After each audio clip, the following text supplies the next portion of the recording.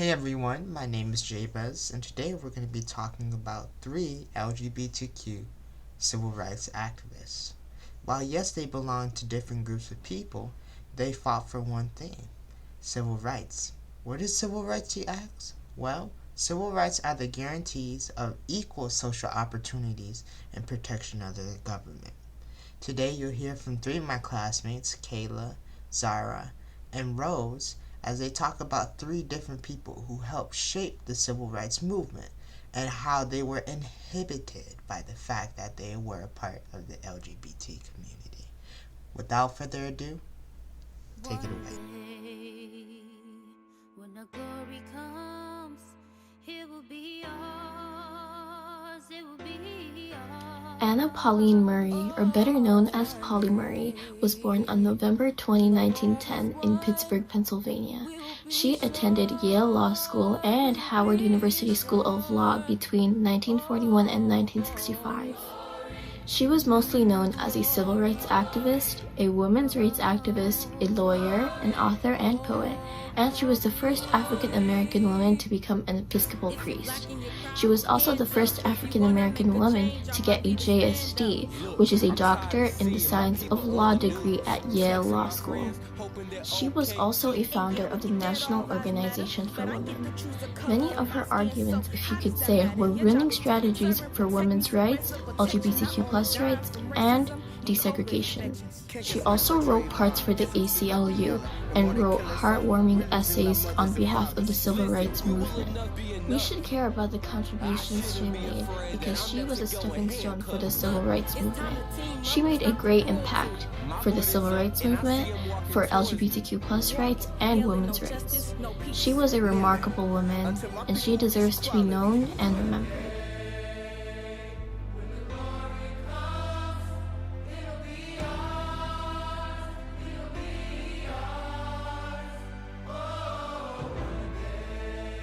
Throughout history, there have been countless civil rights activists.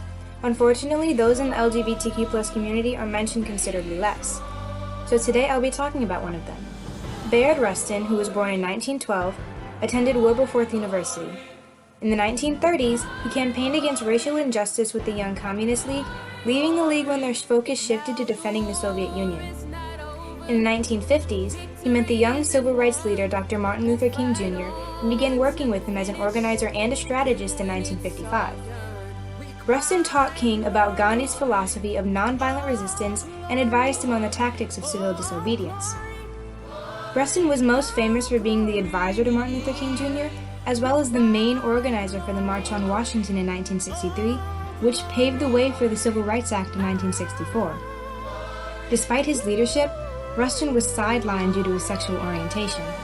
As a gay man, he was kept out of the public eye. But without his contributions, the civil rights movement would not have been as successful nor as impactful. This isn't just our fight, nah, it's yours too. More than being enslaved like my ancestors.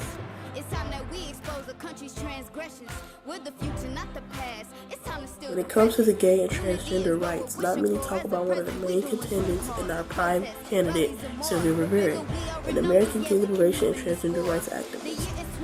Now, her life didn't start out all that well, so she was born up to the age of 3 because her mother committed suicide when she was 3 years old and her father was absent. And being born male and living with her grandmother, she experimented with clothes and makeup. As she grew up experimenting with these things, she was beaten and criticized and later became a victim of sexual exploration at the age of 11. Later, she met her best friend and partner in crime, Marsha P. Johnson. They worked together to create movements and organizations to change the viewpoints of many people that support the gay rights movement, and which did and ended up inspiring many people, which resulted in the pride parades that happen each year from the first one in 1970 and all the way up until now. It's very important for us to at least partake or at least contribute to their civil rights movement because they put a lot of heart into their creation. All the members of the community support each other, while some don't, and it's very hard for some of them that are being mentally and physically hurt just for their love preference.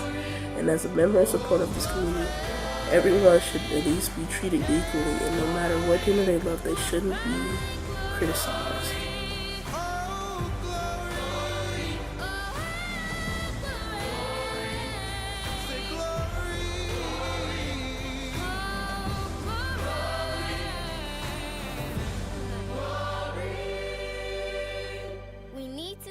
together so we can be one.